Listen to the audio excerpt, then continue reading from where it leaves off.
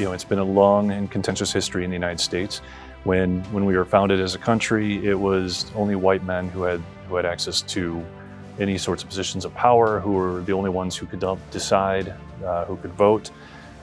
Slowly this evolved. We fought a civil war over really the foundations of identity of our country and trying to decide in which direction we really wanted this to go.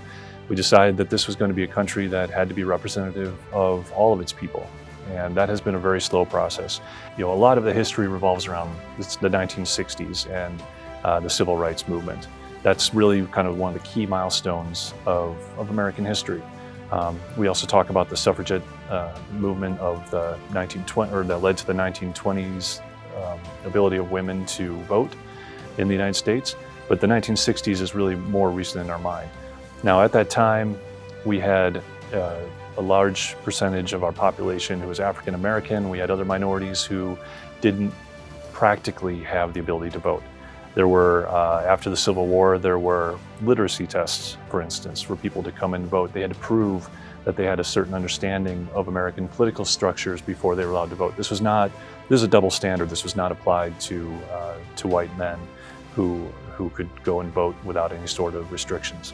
So finally in the 1960s, people got organized. They started to more deliberately go out and proposition to get the same rights that they had been on paper offered 100 years earlier.